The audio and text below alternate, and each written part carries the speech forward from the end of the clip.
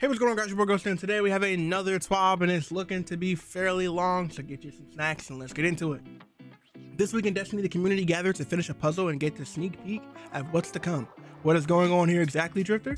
Yes, you'll have to find out next Tuesday in the Edge of Fate reveal stream. But before that, how about you found out the topics for this week? Of course you solved it. Last week, the Guardians with the keenest eyes noticed something weird.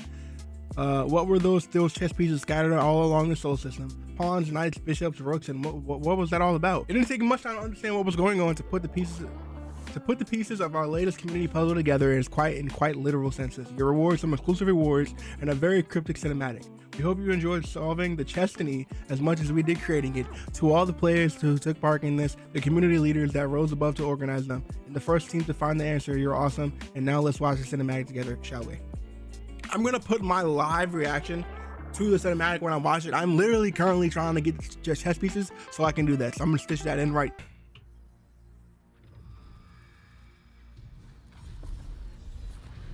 I think we got it. Good Lord, bro.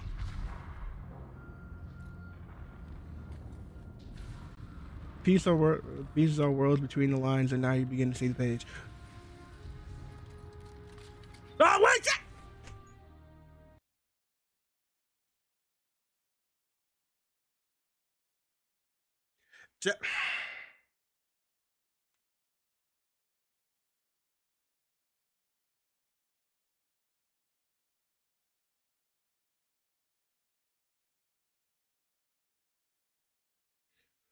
Oh my god. I wanted the stuff in the chest.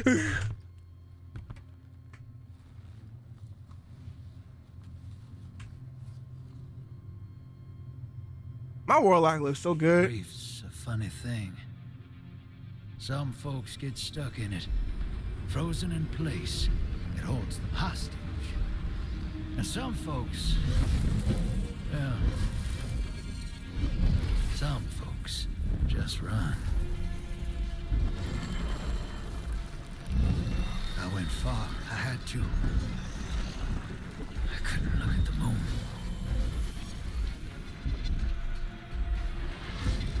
The way I see it, the farther you run, the less likely you are to get stuck. But this universe tends to stop me in my tracks.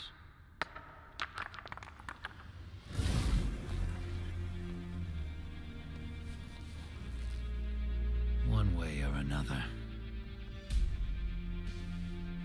Something's out there, hero. It's throwing rocks at our window.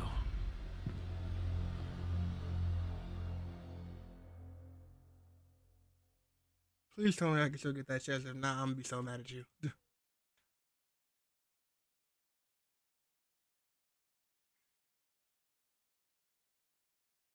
I'm gonna be so mad at you if I can get this stuff. That was a great cutscene. It kind of confirms what I thought was true when freaking Drifter went to go find a way to go bring back Harris. Thank God, bro. I thought when Drifter went in there to go, he said he was going to go talk with the 9. He kind of confirms what I was thinking was true. Freaking Drifter went to go find a figure.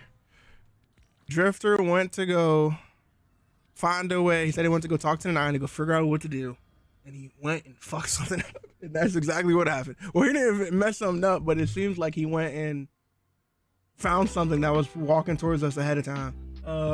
May 6th is next week. You got a sneak peek already, but there's only 5 more days to go into the reveal of the Edge of Fate. We'll cover many of the changes coming to Destiny 2 this summer, the next expansion in its campaign, major changes coming to many core and structural systems throughout the game, and some new rewards you'll be earning. So let's repeat this for the last time. Join us on May 6th, 9 AM Pacific Standard Time, as we reveal not only the next expansion for Destiny 2, but also the beginning of the new year of content. Tune in for the stream for 15 minutes with your Bungie account connected to Twitch, and you receive the Theozenia Update 8.2.6 Sandbox preview. When Update 8.2.6 revives on May 6th, we are making a few changes to some weapons, exotic armor pieces, and abilities. Consider this like a second mid-season update, not as big as the new expansion update, but still impactful. The changes we are making aim to take out some outliers down. Take some.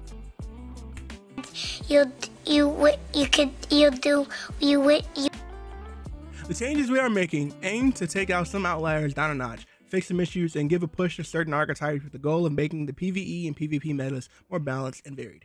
With that said, let's offer the floor to our Sandbox team.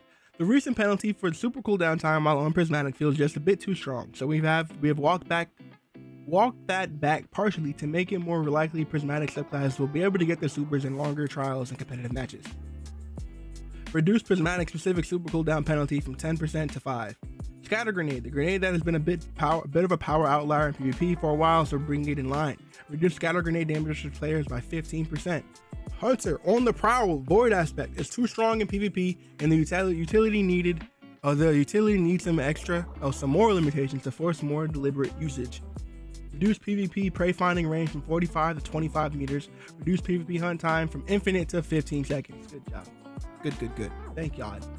Warlock, Lightning Surge, Arc aspect can feel frustrating to play both with and against. It also feels like the damage against players can be highly variable. Clamp the variable Lightning Surge damage against players, slightly increase the minimum damage dealt, and reduce the maximum damage dealt. Global, Hunters, Withering Blade, Stasis Prismatic, and Prismatic Melee. The melee was underperforming in PvE and needed a PvE consistency jump bump. Increased tracking strength by 20%, increased damage by 10%. All throwing knives. Thanks to player feedback, we've identified an issue that was causing the Hunter's throwing knife melee to track targets inconsistently. On top of that, we further improved the tracking of lightweight knives and thinner knives to make them a more attractive option. Fixed an issue where throwing knives were not tracking correctly. They should now track more consistently. Lightweight throwing knife. Increase the tracking shape size by 10%, increase tracking strength by 20%. Thinner knives, solar and prismatic melee. Increase tracking shape size by 15%. On the Prowl again. Good lord. On the Prowl got nerfed twice. Woo. On the Prowl, Assassination now provides an instant bump of ability energy instead of doing it over time. Okay, this is a buff. This makes eliminating a target more immediately satisfying and makes it for an easier looping in PvE. Reduced prey finding cooldown from 0.5 to 0.1. Ability energy is now granted instantly instead of over time. Warlock, Lightning Surge aspect. Slightly increase the follow-up melee suppression time after a lightning surge to match the shoulder charge and other similar abilities. Weapon updates, pulse rifles, legacy frame. When we look at our high skill lobbies since the most recent nerf to 450 RPM pulse rifle damage, Redrick's S-Stock has fallen more in line in terms of effectiveness. While usage remains high, it's generally in line with where Rose and aggressive hand cannons have been near the peaks, as shown in the charts below. The slightly higher usage but lower effectiveness. However, in the middle of the lower skill lobbies, Redrick's X-Stock continues to be an issue. We believe this problem is a twofold: lack of competition from auto rifles and other pulse rifles in terms of forgiving mid-range options, and the legacy frame offering slightly too much for the jack-of-all-trades playstyle. Oh no. Similarly, our solution will be two parts: reduce the ADS range and the legacy frame pulse rifles to match the damage fall-off skill currently used by high-impact pulse rifles, and buff the handful of other weapon types, rapid-fire pulses, high-impact and precision auto rifles, and heavy burst hand cannons to provide more competition in our mid-range engagements. The legacy frame origin trait now reduces ADS damage fall-off by 0.1. This reduces Battler and S-Stock's ADS damage fall-off from scalars from 1.7 to 1.6, matching high impact pulses. Increase BXR Battler's airborne effectiveness stat from 10 to 21. Good lord, look at freaking Legacy. God, pulling ahead of everything. Okay. Yep. Still going crazy. Rapid fire. We wanted to bring another pulse rifle family up to compete with lightweights in terms of forgiveness without buffing their optimal time to kill, and rapid fires were prime candidates. Increase base damage from 14 to 15, 14.5 to 15. Increase precision 27.6 to 27.8. Okay, so I'm gonna try out that Horror's Lease that I bought. Hand cannons, heavy burst. When we initially released heavy burst hand cannons, we were concerned that their faster time to kill and increased forgiveness would be too strong when paired with longer range of profile like that of aggressives. In practice, that has not proven to be the case, so we're increasing the damage fall off scalar with ADS to allow them to push out into the mid-range more effectively. So 1.5 to 1.6. Adaptive. Judgment will be returning with hollow foil treatment during Ride of the Nine. We are taking this opportunity to adjust the Judgment stats and to be more competitive with other adaptive hand cannons. All versions of these weapons have been updated. Magazine has been increased to 11. Reload has been increased to 45. Handling has been increased to 55. Precision. This is the second partial reduction of the damage reduction given to them several seasons ago, though this is focused just on the body shot damage to increase forgiveness and does not bring the critical hit damage back to where it was before that change. Increase body shot damage by 3%, reduce the precision damage scaler slightly to offset this. Adaptive SMGs. We've wanted to give adaptive SMGs more of a unique role in the CQB sandbox outside of their slightly increased forgiveness, and we believe additional range will help differentiate them and allow them to compete against their other weapons more efficiently. Increase the damage fall-off scaler from 1.4 to 1.5. Shotgun, heavy burst slug. There's only one of these in the game. The freaking one from the Halloween event. There's still only one. Heavy burst damage is not high enough to compare to normal slug shotguns to make it worth the additional control required to utilize them efficiently, so we further buff their damage by a whopping 8%. Let's go. Alright, now we got the meat and potatoes. Before we get to I see that exotic weapons, I'm excited for it. One quiet moment. This perk often runs counter to expected behavior in the Crucible, so we split up the buff into 2 separate stacks and allowed the first to activate more quickly. Now it has 2 stacks. One that activates after 1 second of being out of combat, 50% of the bonus, and then the other at 2. Alacrity. With incredibly strong when active, Alacrity has nearly 0 uptime non-trials Crucible modes, so we wanted to give it some additional utility. We believe this will make it one of the strongest origin perks for the Crucible in the game, and should have better position weapons from Trials of Osiris along the competitive playlist offerings.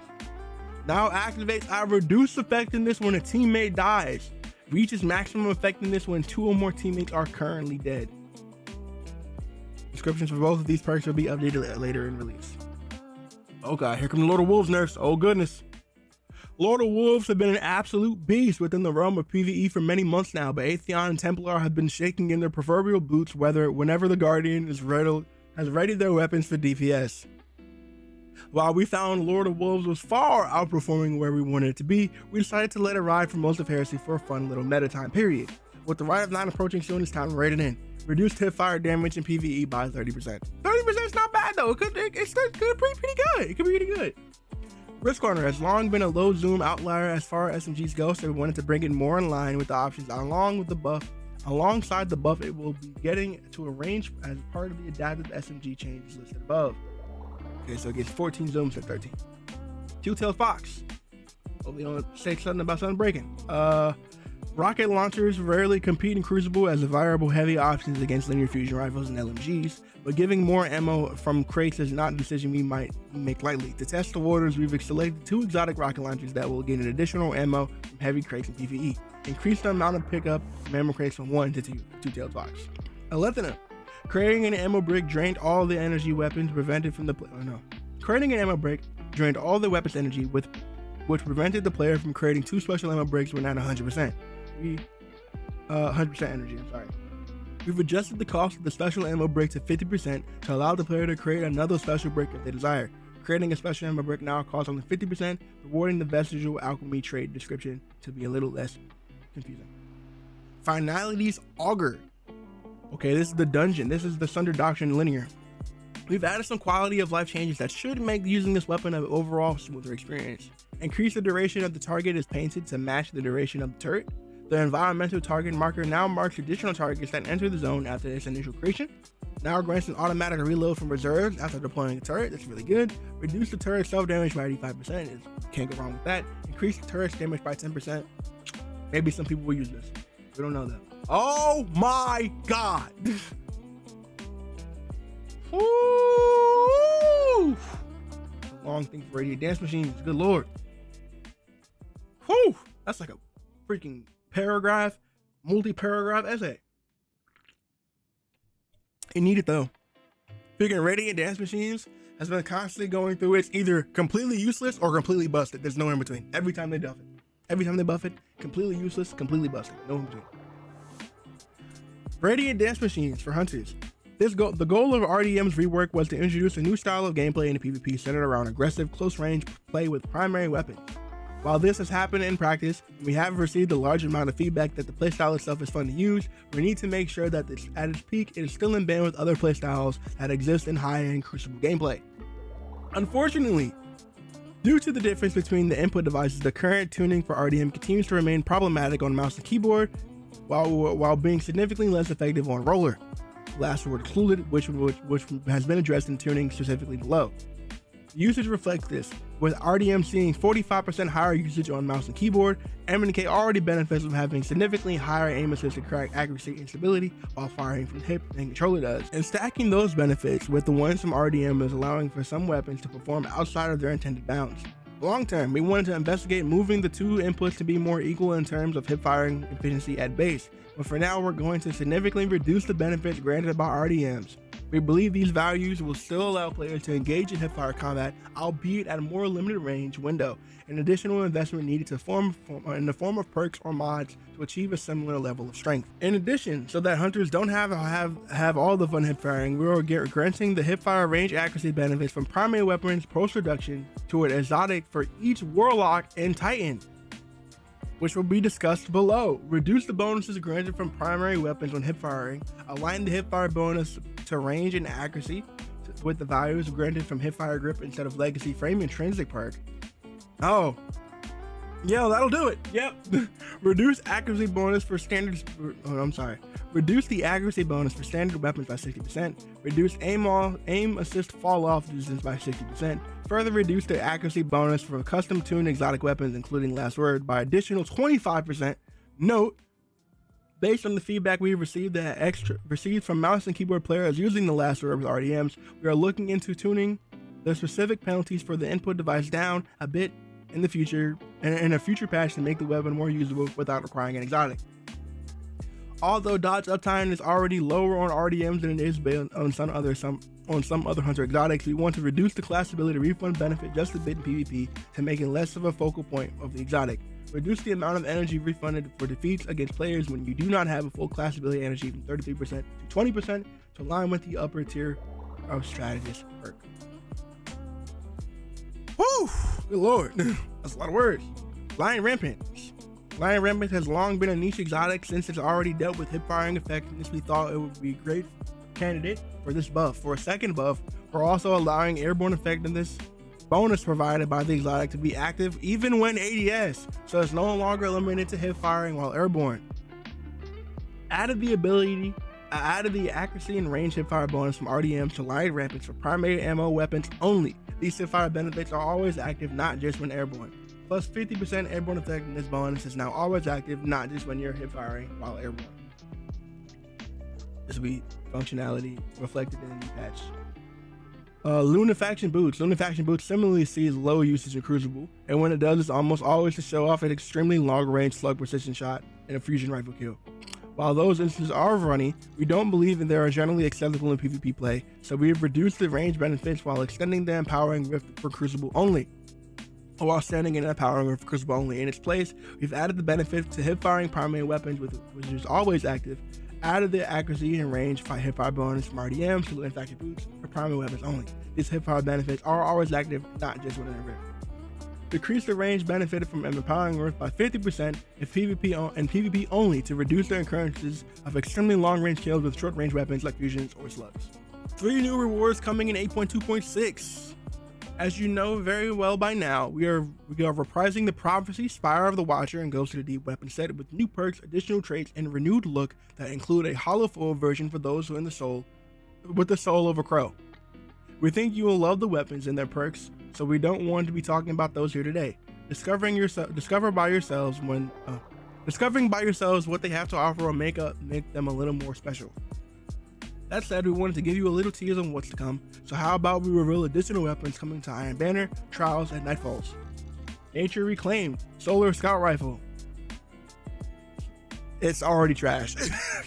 I'm sorry. It's a lightweight scout.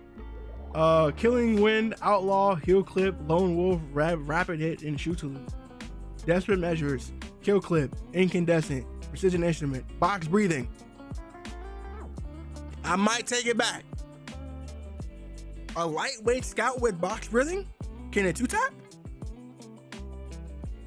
Maybe a rapid hit? Nah, maybe a lone wolf box breathing roll? That might not be that bad. Inquisitor is finally coming. Good lord. Slug Shotgun, Service Foundry. Column 3, Envious Assassin, Lone Wolf, Over Offhand Strike, Loose Change, Perpetual Motion, Slide Shot, Threat Detector. In the 4th Bait and switch, closing time, cascade point, fragile focus, jolting feedback, opening shot, and precision instrument. Traits of Trials, Crucible, and Suros.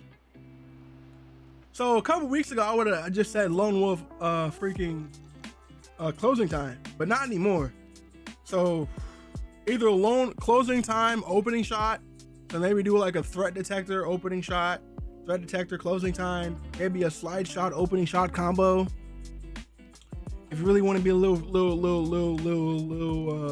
weird here, you could do.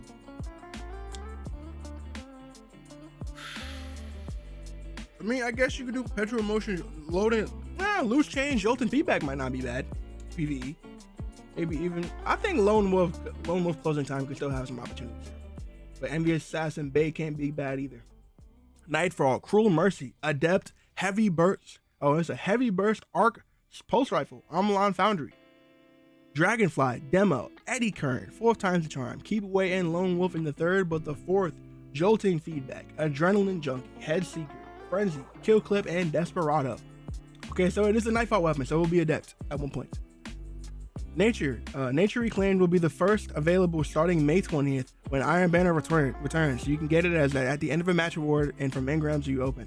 Once you have it earned for the first time, you can focus it as Saladin in the tower like every other Iron Banner weapon. For the Inquisitor and Cruel Mercy, we're trying something a bit different. For the duration of Ride of the Nine and until Edge of Fate launches, while both will be available at the respective vendors, they will also drop as an additional reward when you finish a Trials match or a Nightfall activity.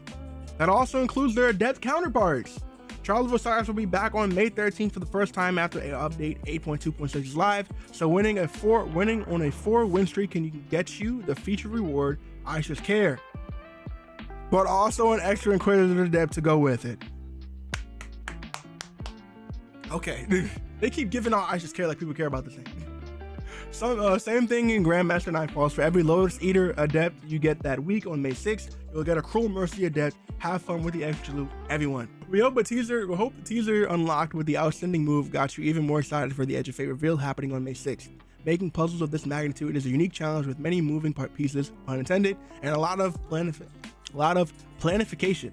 Saying that we love you, we love to watch you work together to solve this is an understatement. No matter what we put you in front of you, this community always finds a way to blow our minds. Thank you for all the passion and effort you put in our game. It's a privilege. Destiny 2 community team.